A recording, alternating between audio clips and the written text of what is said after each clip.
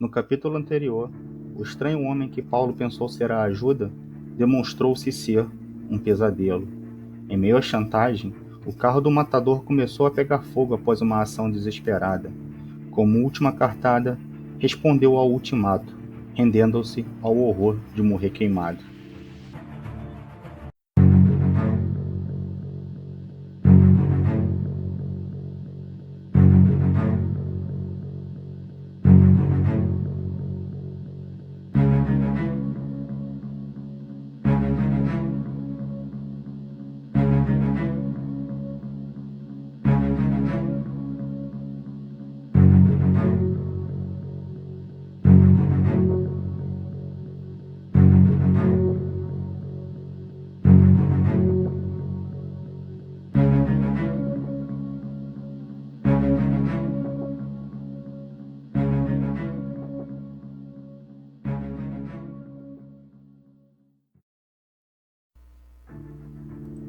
Paulo abriu os olhos e arqueou-se sobre a cama com a testa porejada de suor.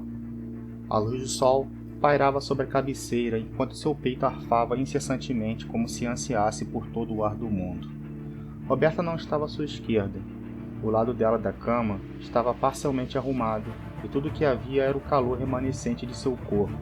Pensei que ia dormir o dia todo, já ia acordá-lo, ela disse, adentrando o quarto enquanto secava os cabelos com uma toalha disposta na cabeça como um turbante. Paulo sorriu timidamente. Outro pesadelo? Ela perguntou ao vê-lo pálido e suado. Ele inclinou a cabeça confirmando. Roberta suspirou e jogou a toalha sobre a penteadeira aproximando-se dele. Seus cabelos caíam numa ciranda de cachos por sobre os ombros, lhe dando um tímido ar velhaco.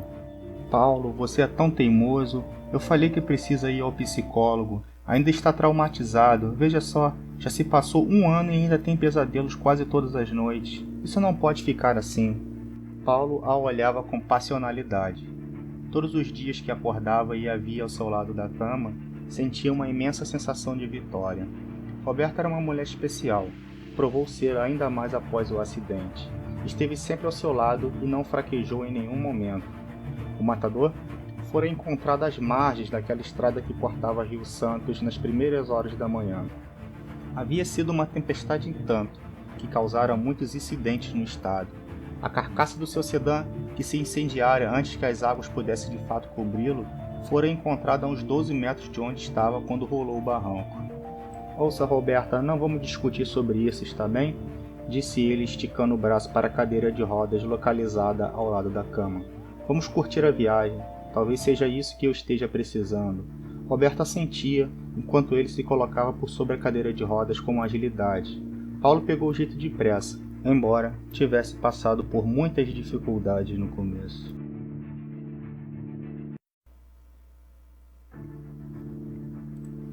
As sessões de fisioterapia duraram 8 meses. Foram dias penosos, de muita dedicação, força de vontade e, como não podia deixar de ser, de muita dor. As pernas de Paulo, infelizmente, não puderam ser salvas devido à lesão na medula espinhal. E por um triz, a paraplegia não se configurou em algo pior.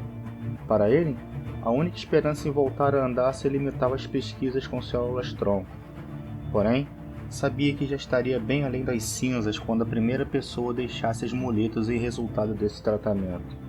Todavia, ficar preso a uma cadeira de rodas no geral fora o menor de seus problemas. As 12 fraturas que sofreram no acidente fizeram um estrago considerável e quase o mataram. Por pouco, não tiveram que amputar o braço esquerdo devido ao ombro quase esmagado. Foram necessárias 2 cirurgias e uma placa de aço para livrar o braço da amputação. Para quem se arrastou sobre as rochas com o corpo em frangalhos, isso não será nada, não é, amor?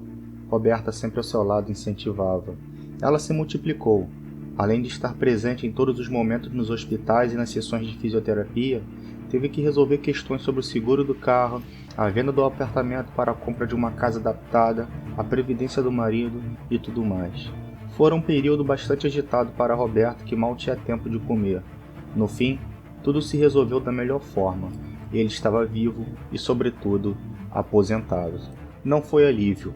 Nunca podia ser, já que o esposo ficaria confinado a uma cadeira de rodas pelo resto da vida. Porém, Pior seria se o visse trancado por 30 anos numa cela mal cheirosa e mal arejada. E acima de tudo, pior seria vê-lo com um buraco na cabeça despojado numa vala. Por mais que nunca tivesse coragem de dizer tal coisa, ela acreditava que o acidente representava algo de bom na vida deles.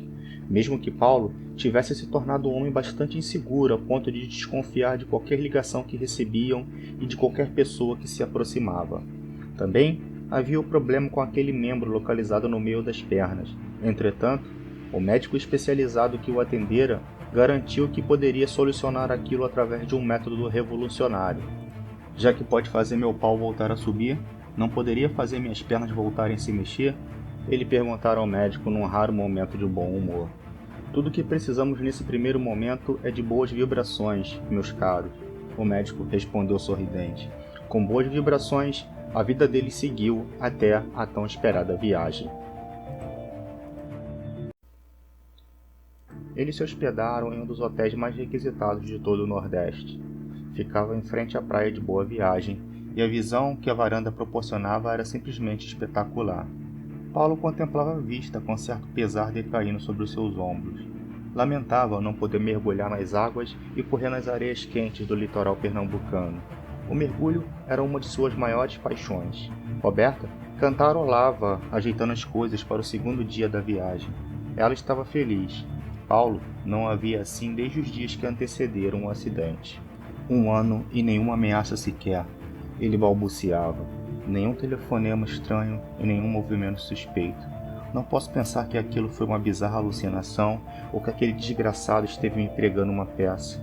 Mas 1 ano é tempo demais.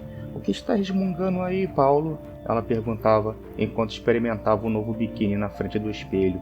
Não é nada, ele respondeu dando uma breve olhada por sobre os ombros. Ela sentiu e não ficou satisfeita com o que viu no espelho. Seu corpo se tornara flácido nos últimos meses. Talvez ligasse para o personal trainer quando voltassem de viagem. Paulo pensava em seus botões. Evitarei pensar nesse tipo de coisa enquanto estiver aqui. Afinal de contas, ninguém merece mais do que ela por tudo que fez e por tudo que passou. Paulo impeliu sua cadeira de rodas até o banheiro. Fechou a porta, cujo umbral ficava numa linha reta com a cama ao fundo, e sentiu o aroma perfumado de um ambiente exageradamente limpo. Ele avaliava o chuveiro, certificando-se de alguns detalhes, pois quando se é um cadeirante, em qualquer lugar que você entre, todo detalhe tem que ser levado em consideração. O chuveiro ficava ao fundo, atrás de um boxe de vidro temperado, onde se podia ver a silhueta de uma cadeira que estava ali a pedido dele para que pudesse se banhar. A latrina ficava próxima ao boxe, e havia uma barra de ferro à direita, fixada à parede. Um móvel de madeira envolvia o lavatório que ficava a 40 centímetros de distância da porta no patamar inicial. Tratava-se de um espaçoso quadrado de cor marfim, com 3 gavetas médias dispostas verticalmente e uma gaveta grande junto à base. O espelho alinhava-se perfeitamente à moldura, porém não permitia que ele pudesse ver muita coisa além do topo de sua cabeça devido à sua perspectiva inferior.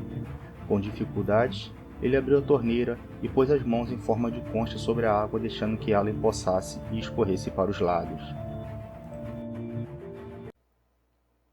O olhar de Paulo baixou para a primeira das 3 gavetas à sua esquerda. Sem fechar a torneira, ele desceu a mão até a primeira delas e a puxou. O pulso molhado fez com que gotas caíssem em sua calça, deixando marcas escuras. Assim que ele abriu, empregando uma força mais do que necessária, seus olhos se arregalaram em súbito pavor e seu coração bateu acelerado a ponto de fazer o peito doer e sua respiração quase cessar. O interior da gaveta lhe apresentava algo que fazia suas lembranças mais horrendas virem à tona num tsunami de medo. Paulo pegou o envelope pardo com seu nome escrito e lentamente o abriu. Suas mãos estavam tão trêmulas que mal o permitiam fixar a carta digitada em fonte Arial 10 que havia dentro. Assim que ele controlou o tremor, passou a ler sobre o som da torneira aberta. Assim dizia: Caro Paulo Medeiros, há quanto tempo, né?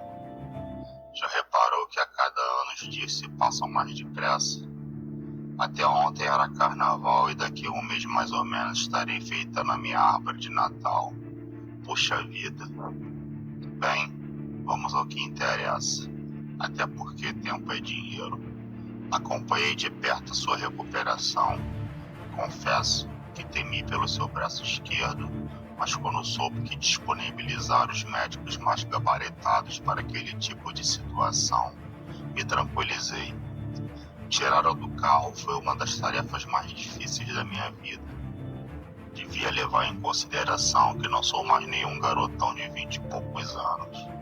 Até hoje sinto minha coluna estalar. Bem, talvez eu esteja exagerando, mas fica aqui registrado o meu protesto, porque demorou tanto a tomar aquela merda de decisão. Não me leve a mal. Suas palavras desesperadas ainda soam em meus ouvidos todas as noites quando me deito para dormir. Poderia digitá-las aqui para que refrescassem a sua memória, mas creio que não será necessário. Embora você me considere um louco, tive a decência de esperar a sua recuperação para lhe cobrar. Atrás uma dívida em 3 meses e verá o seu nome no SPC, meu caro Paulo. E eu esperei por um longo ano. Na gaveta abaixo dessa, há a sua velha pistola 9mm, que também tive o trabalho de retirar do carro com um cartucho carregado. Apesar de que um matador qualificado como você, uma bala basta. Antes que me esqueça, há um silenciador na terceira gaveta caso queira efetuar o serviço nas dependências do hotel. Foi bom negociar com você, Paulo. Um grande abraço do seu Salvador. PS, recomendo que não tente nenhuma gracinha se não quiser vê-lo em pedaços. Sabe que estou sempre um passo à sua frente. Ou você faz o serviço, ou eu farei de um jeito bem doloroso. E lembre-se, primeiro ela, depois você. Paulo deixou que a carta escapasse de seus dedos após tê-la lido. As bordas do papel estavam molhadas, porém a folha planou no ar lentamente antes de cair sobre o piso. Atônito, conjecturou, como havia feito na noite do acidente, quem poderia ser aquele homem, mas eram tantos rostos que era impossível chegar a um denominador comum. Ele abriu a segunda gaveta e escutou uma coisa se chocando contra as laterais. Era a sua boa e inseparável 9mm ao lado de um cartucho. Paulo a pegou, avaliou a arma checando a sua mira e a colocou sobre a bancada antes de se inclinar para abrir a terceira gaveta. O silenciador estava lá. Ele o encaixou na pistola. Tudo pronto para o último serviço. Fechou a torneira e pôde ouvir Roberta cantarolando no quarto enquanto experimentava um biquíni maior. Paulo cerrou os olhos e a imaginou vestida com aquele traje. Deus, ele poderia ter uma ereção caso seu pau estivesse vivo. Abriu os olhos novamente e a perspectiva da porta fechada se apresentou bruscamente como um divisor de águas. Afastou-se um pouco para trás e apontou a arma para o umbral, segurando-a com as 2 mãos. Roberta, ele chamou. Preciso de uma ajuda aqui no banheiro.